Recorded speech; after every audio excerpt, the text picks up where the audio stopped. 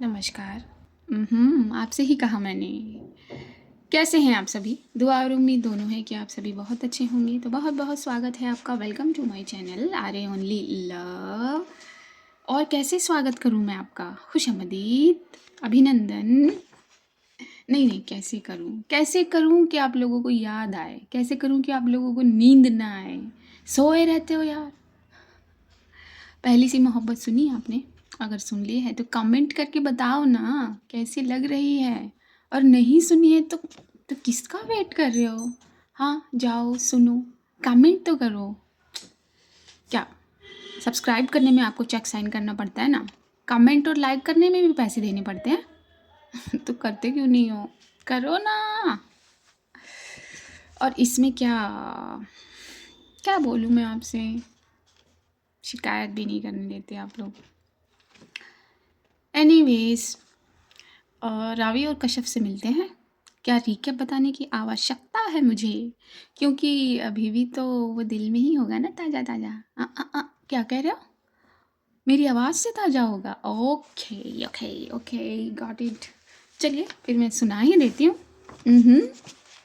कश्यप उस बैग की चीज़ों को जो बेड पर उसने बिखेरी हुई हैं, उनसे वो थोड़ा सा संकुचित हो रही है कि पहनूं कि नहीं पहनूं। आखिरकार वो पहनूं वाले पॉइंट को पकड़ लेती है और जाकर पहन लेती है। अब उसे क्या पता कि वो तो पहन रही है खुद को देखने के लिए, लेकिन जो हमारी रवि है वो तो कहीं से भी प्रकट हो सकती है। फिर चाहे वो विंडो ही क्यों ना हो, तो वो विंडो से प्रकट हो जाती है और अपनी कश्यप को वो उस ड्रेस में देखती है। रावी की नज़रें उस पर जब पड़ती हैं तो उसकी नज़रें ही उसके दिल पर वार करती हैं। अब कश्यप को जब पता लगता है कि उसके अलावा और भी कोई उसे देख रहा है, तो वो शर्मा जाती है और बेडशीट से अपने आप को कवर कर लेती है। उसके बाद इन दोनों में कुछ पल गुजरते हैं जो अनमोल हैं, बेहद अनमोल हैं। और इसी बीच रावी को कश्यप के बदन की हीट का पता चलता है, जो उसे फीवर से है, उसका टेम्परेचर हाई है। और फिर वो मेडिसिन लेने, टैबलेट लेने अपने रूम में जाती है तो शिवी से उसके साथ रावी का एक कॉन्वो होता है। कॉन्वो होने के बाद वो वापस जब आती है और चेक करती है कश्यप का फीवर तो 102 डिग्री है। तो बस चलिए, इतना बहुत है ना आप लोगों की दिलों की आर्टरीज को हिलाने के लिए। आगे चलते हैं।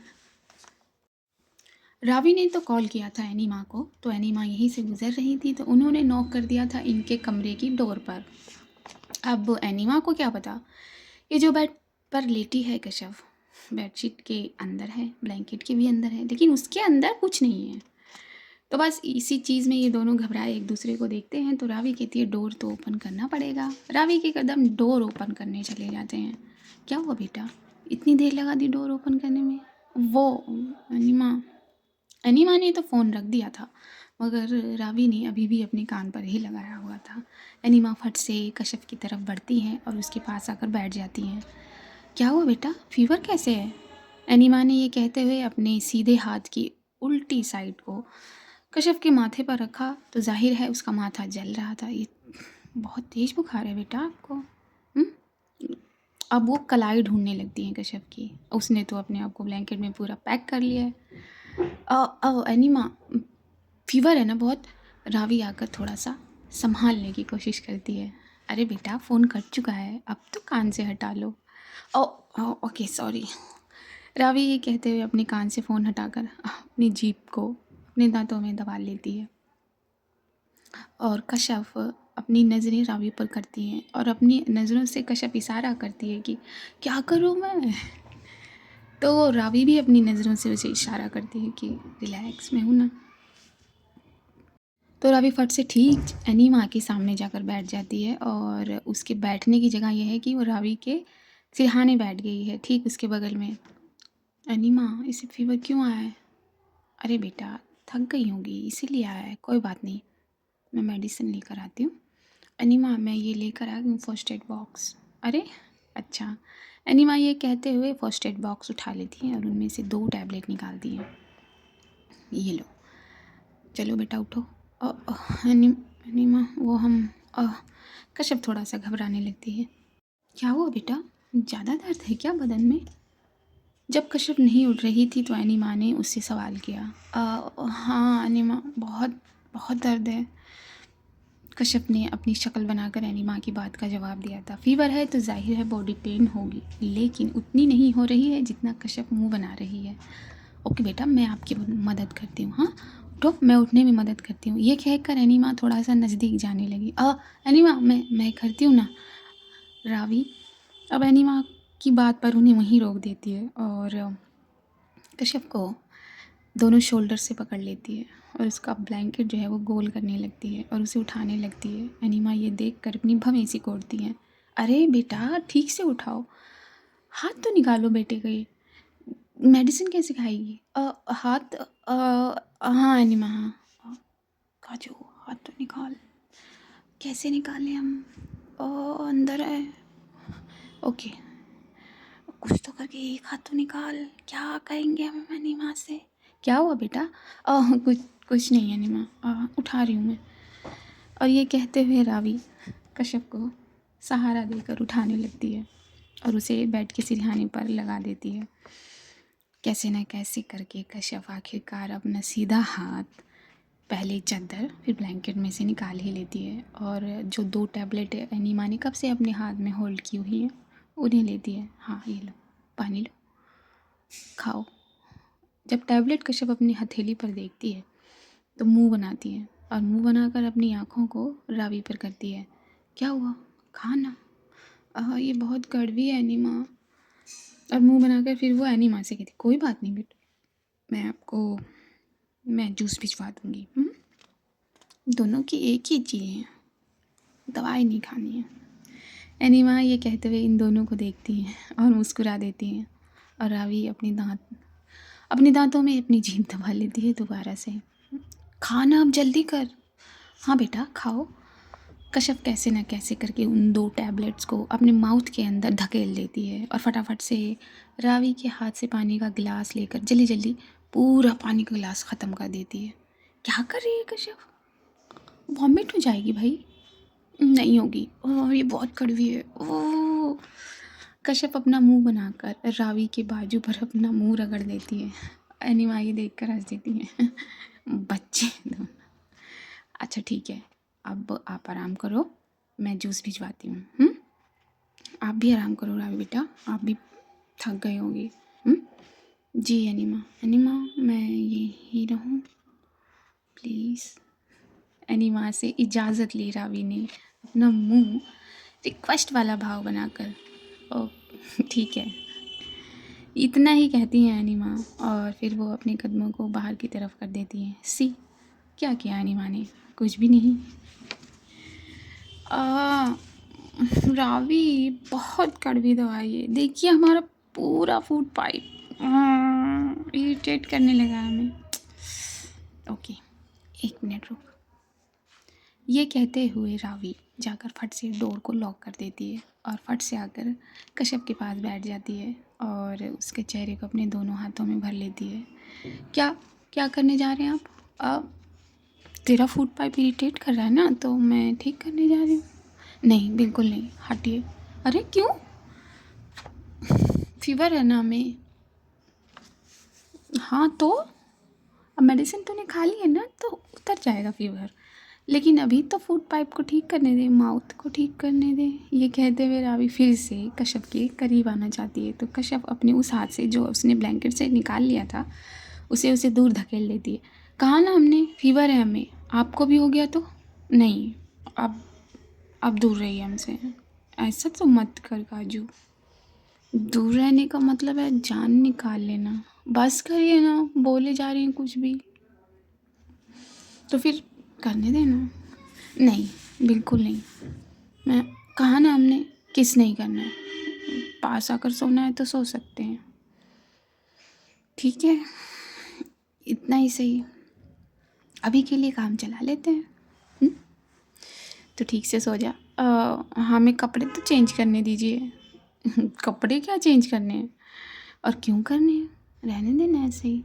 रात में जब मेरी आँखें खुलेगी तो मैं थोड़ा सा देख लिया करूँगी। अच्छा रात।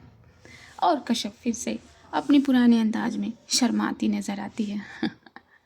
ओके, अभी थोड़ा-सा आराम आने दे बॉडी को, टेम्परेचर लो होने दे, फिर चेंज कर लेना। वरना एक आइडिया और है, मैं पहना दूँ? हम पहन लेंगे। तो रावी की जो आइडिया है उसे रिजेक्ट कर दिया था कश्यप ने। प्लीज़ ना, कपड़े तो पहनाने और मैं आँखें बंद रखूँगी, ओके? आँखें बंद रखेंगी। अब क्या फ़ायदा आँखें बंद रखने से? कश्यप ये अपने आप में बड़बड़ाती नज़र आई थी। क्या कुछ कहा तूने? नहीं, हम पहन लेंगे, आप आकर लेटिए हमारे पास। ओके, जैसा तेरा हुक्म। इतने में जूस का ग्लास भी आ जाता है, जैसा कि एनी माँ ने कहा था। Okay, thank you. रावी वो जूस का गिलास लेकर वापस से दरवाज़ा बंद कर देती है। कश्यप चल ले जूस पी। रावी ये कहते हुए कश्यप के ठीक सामने बैठकर उसे एक छोटे बच्चे को जैसे उसकी माँ पानी पिलाती है वैसे रावी कश्यप को जूस पिलाती है, ठीक उसकी चिन के नीचे अपना उल्टा हाथ रखकर अपने सीधे हाथ में गिलास पकड़कर। और जब रावी उसे ये जूस पिलाती है तो कश्यप की नज़रें उसके चेहरे पर होती हैं। बस अपनी कश्यप ने इशारे में कहा, बस थोड़ा सा और। कश्यप थोड़ा सा और ले लेती है रावी के कहने पर और रावी वो ग्लास हटाकर साइड पर रख देती है। रावी कश्यप के माउथ को अपने हाथ से साफ़ करती है। जूस हो गया, अब अपने आप ही वो डाउन हो जाएगा। चल लेट जा। कश्यप को रावी लिटा देती है और अच्छे से ब्लैंकेट उसने पहले उसने लपेट रखा है लेकिन उसे ठीक कर देती है। तभी रावी उठकर जाने लगती है। आप कहाँ जा रहे हैं? कहीं नहीं बाबा, ये विंडो बंद कर दो। नहीं, रहने दीजिए ना। ओके, जैसा तू कहे। और रावी चुपचाप से आके कश्यप के बगल में लेट जाती है। अब ब्लैंकेट कश्यप ने थोड़ा सा गोल कर रखा है। काजू, मुझे भी तो थोड़ी थोड़ी ठंड लग रही है, तो मुझे भी देना ब्लैंकेट। सॉरी।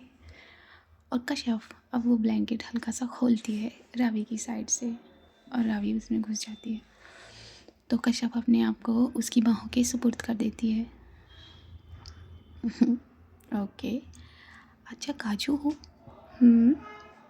ये चद्दर भी हटा नहीं, सोएंगे नहीं आप?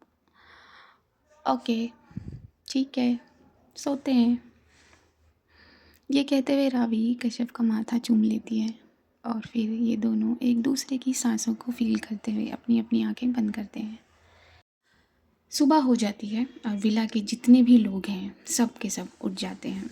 सब के सब अपना अपना काम करने लगते हैं जो सुबह सुबह का होता है। कोई ब्रश करता है तो कोई नहाता है तो कोई कुछ और से मतलब समझ रहे होंगे आप लोग। ऐसे ही वक्त बीतता है और इन दोनों के रूम में चांद की जगह अब सूरज झांकता है। सूरज के झांकने से रावी की आंखें खुल जाती हैं और जैसे ही वो अपनी आंखें खोलती है तो अपने सामने अपनी कश्यप को पाती है। ये पहली बार है, शायद पहली बार है कि सुबह की आंखें खुलते ही उसने अपनी जान को अपने सामने देखा था। उसे यकीन नहीं हुआ एक बार को, लेकिन फिर से उसने अपनी पलकों को रगड़ा और खोला। हाँ, ये सपना नहीं है रावी, तेरी काजू तेरे पास है। ये कहते हुए वो कश्यप की माथे को चूम लेती है। Good morning my love. हमें नहीं उठना अभी। अपने माथे पर वो सुबह सुबह का चुंबन पाकर कश्यप अपनी गर्दन ना में रगड़ देती है रावी के सीने में ही कि उसे अब जगना नहीं है। ओके बाबा, सब वेट कर रहे हैं हमारा बाहर। मैंने बताया था ना तुझे पापा का क्या प्लान है। और अब तेरा फीवर भी ठीक है, मेरी काजू ठीक हो गई है। हाँ मालूम है हमें, लेकिन हमें नहीं उठना अभी, हमें सोना है। एक छोटे बच्चे की तरह वो रावी की गोद में बाहों में सिमटना चाहती थी और रावी फिर से उसे अपनी बाहों में कस लेती है। फिर से ये दोनों खामोश हो जाते हैं। काजू, अब उठें? ओके ठीक है। और ये कहते हुए अब कश्यप अपनी आंखें खोलती है और आंखें सीधा खोलती है अपनी रावी के चेहरे पर और चेहरा ऊपर की तरफ उठा लेती है और अपने होठों को गोल बना लेती है। उसका इशारा रावी बखूबी समझ जाती है और अपने होठों को उसके होठों पर रखकर चूम लेती है। Good morning. Good morning. बाहर सब वेट कर रहे हैं, चलें? हाँ चलिए। लेकिन क्या लेकिन? आपका रूम नहीं है ना ये, आप कैसे जाएंगे बाहर? अरे यार, मैंने तो ये सोचा ही नहीं। अच्छा रुक। ये कह के रावी ब्लैंकेट से निकल जाती है और धीरे धीरे कदम अपने डोर की तरफ ले जाती है। जब डोर ओपन करती है तो देखती है कि सब तो नहीं, लेकिन कुछ लोग जो हैं वो हॉल में बैठे हुए हैं। वापस डोर बंद कर देती है और कश्यप की तरफ मुड़ती है। काजू बाहर तो बैठे हैं, क्या मुझे फिर से विंडो से? नहीं, आप विंडो से नहीं जाएंगे। कश्यप ये कहते हुए उठ जाती है। उसे याद नहीं रहता कि उसने क्या पहना है और उसका ब्लैंकेट, उसकी चादर नीचे ही रह जाते हैं और रावी की उसकी जो उस पर आँखें थीं वो बड़ी हो जाती हैं। कश्यप देखती है कि रावी की आँखें बड़ी क्यों हुई। वो फिर अपनी गर्दन नीचे झुकाती है तो उसकी नज़रें भी वहीं पड़ती हैं जहाँ रावी की नज़रें अटक गई हैं। कश्यप फट से ब्लैंकेट उठाकर अपने आप को कवर करती। क्या है आप जाइए आप और वो इस तरीके का मुंह बना लिए। उसके मुंह बनाने पर रावी को बहुत प्यार आता है। ओके ओके, मैं जाती हूँ। और रावी फिर से खिड़की की तरफ बढ़ने लगती है और अपनी कश्यप को देखते देखते वो खिड़की से उतरने में कामयाब भी हो जाती है। उसका मन नहीं करता उतरने का, मगर कश्यप अपने आप को पूरा ब्लैंकेट से कवर कर लेती है क्योंकि वो शर्मा जाती है। तो ये दोनों भी अब अपने अपने कपड़े चेंज करके या नहा कर बाहर सबकी तरफ जाते हैं। सबको गुड मॉर्निंग कहते हैं। सब नाश्ते पर बैठते हैं और नाश्ते पर वही गुफ्तगू होती है, बड़ों की अलग, लेडीज़ की अलग और इन दोनों के नैन मटक के अलग। क्या है, तो तेरा दिल नहीं भरता? रात भर थी उसी के पास थी ना? हाँ, चुपचाप से नाश्ता कर ले। उसको भी नहीं करने दे रही है, खुद भी नहीं कर रही है, घूरे जा रही है उसे। एक बात बता शिवी, तुझे क्या हो रहा है? मैं तुझे तो नहीं घूर रही ना? लगता है तुझे भी कहीं ना कहीं शिफ्ट कराना ही पड़ेगा। रुक जा तू। और ये दोनों अपनी इस गुफ्तगू में नाश्ता करने लगते हैं। सभी नाश्ता करने लगते हैं, सभी का नाश्ता पूरा हो जाता है। चलिए भाई, अब निकला जाए, झील पर जो जाना है। अब पापा ने सबकी ओर देखकर कहा था, हाँ पापा चलते हैं। और सब सामान हो गया। पापा ने अपनी मिसिस को देखकर ये कहा था, हाँ हाँ मिस्टर, सारा कुछ पैक हो चुका है, गाड़ी में मैंने रखवा दिया है, अब हमें ही चलना है। अब उनकी मिसिस भी तो काफ़ी स्मार्ट हैं, तो उन्होंने भी पापा को देखकर जवाब दिया था। तो चलिए फिर देर किस बात की, चलिए कपूर साहब पुरानी झील पर चलते हैं। पापा ने शिवी के पापा को देखकर ये बात कही थी और इन दोनों का अलग ही कनेक्शन था। आफ्टर ऑल दोस्त जो थे। और ये लोग कार की तरफ बढ़ जाते हैं। एक कार में तो होगा नहीं। भाई अपनी वाइफ का हाथ थामे धीमे धीमे कार की तरफ बढ़ते हैं और एसयूवी में ये तीनों बढ़ते हैं। कश्यप, रावी एंड शिवी ये सब बैठ जाते हैं। पापा की कार पहले निकलती है, फिर भाई अपनी कार लेके निकलते हैं, उसके पीछे रावी अपनी कार घुमा लेती है। अब ये लोग निकल चुके हैं, इनकी गाड़ी एक के पीछे एक चल रही है। घर से झील तक का जो सफ़र है, उसका जो रास्ता है वो बहुत खूबसूरत है। आप लेफ़्ट देखिए चाहे राइट देखिए, ग्रीनरी ही ग्रीनरी है। और वो दृश्य किस आँखों को न भाए, और जो आँखों को नहीं भाए वो आँखें फिर किस काम की। तो ये सभी लोग अपनी आँखों में ये नज़ारे भरते हुए आगे बढ़ते हैं। आगे बढ़ जाने के बाद एक जगह ये लोग रुकते हैं, थोड़ी चढ़ाव है रोड पे, तो वो लोग रुकते हैं। तभी ये सब अपनी अपनी गाड़ी से निकलकर उस नज़ारे का लुत्फ़ उठाना चाहते हैं। बहुत अच्छा नज़ारा है। ओस जो होती है वो कहीं ना कहीं पहाड़ों पर, पेड़ों पर ठहर सी रही है, कुछ ऐसा ही नज़ारा है। तो सभी लोग उतरकर इस नज़ारे को जीना चाहते हैं। तभी रावी की नज़र कश्यप पर पड़ती है। कश्यप की नज़र कहीं और है। वहाँ पर एक लेडी है जो नीचे तिरपाल बिछाए, तिरपाल माने पॉलीथीन, पॉलीथीन बिछाए कुछ फूलों की माला बेच रही हैं। रावी अपनी कश्यप की तरफ कदम बढ़ाती है और उसके कान में कहती है, क्या हुआ काजू? हाँ, कुछ नहीं, बोलना क्या हुआ? वो देखिए कितने खूबसूरत फूल हैं और उनकी माला। हाँ, तुझे चाहिए? हाँ, चाहिए।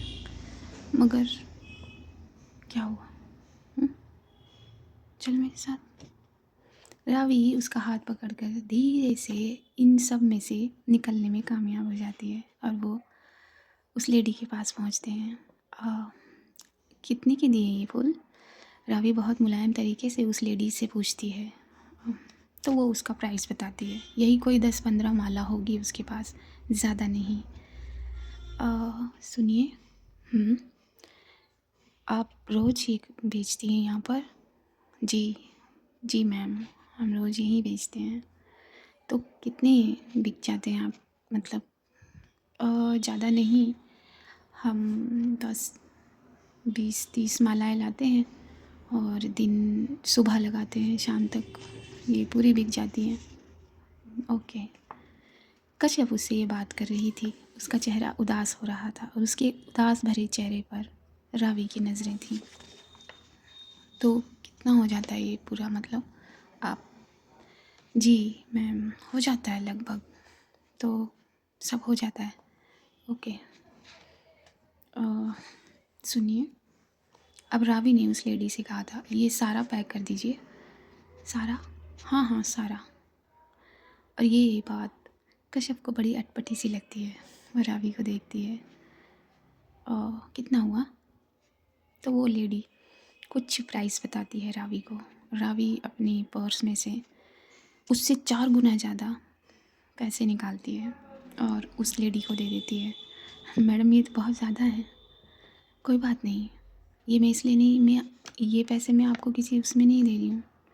मैं सिर्फ इन फूलों की कीमत दे रही हूँ आपको, और ये फूल बहुत खूबसूरत हैं। तो आप ये मत सोचिएगा कि मैंने आप पर कोई एहसान किया या दान दिया। ये मैंने इस फूलों की कीमत दी है। जी मैडम, थैंक यू। कोई बात नहीं, अब तो आप जल्दी घर जा सकती हैं ना? हाँ जी, बस अभी चली जाऊँगी। ओके। रावी को सिर्फ़ और सिर्फ कश्यप की नज़रें देखती नज़र आई थीं। रावी ने वो सारे जो पैकेट बना के दिया था, उस लेडी ने उसको उठाया और ख़ुद खड़ी हुई और नीचे बैठी हुई कश्यप को सामने अपना हाथ रखा। चलें?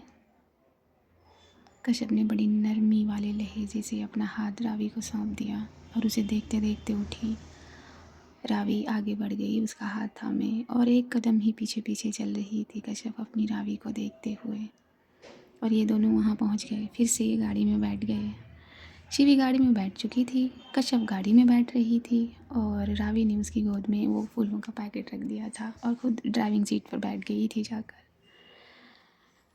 और उसने गाड़ी स्टार्ट की और अपने पापा की गाड़ी के पीछे वो गाड़ी लगा दी। अब ये लोग झील पर पहुँचेंगे। झील पर क्या करेंगे, उसके बाद घर आकर क्या करेंगे, इंगेजमेंट का क्या प्लान है, ये सब मैं बताऊंगी आपको अगले भाग में। अगले से अगले भी कर सकती हूँ। आज के लिए मैं इतना ही रखती हूँ। तब तक के लिए अपने पेरेंट्स का ख्याल रखिए, दुआएं करते रहिए। दुआएं करना बहुत ज़रूरी है। हो सकता है आपकी दुआ किसी ऐसे के काम आ जाए जिसे आप जानते भी नहीं हैं, और वो जो सुकून आपके दिल को पहुँचेगा उसका उसकी फीलिंग का कोई सानी नहीं है, कोई भी। तो बात मानिए, अगर आपका दिल करता है, मेरी नहीं दिल करता है तो स्किप कर सकते हैं आप। ओके, मुझे दीजिए इजाज़त। नमस्कार।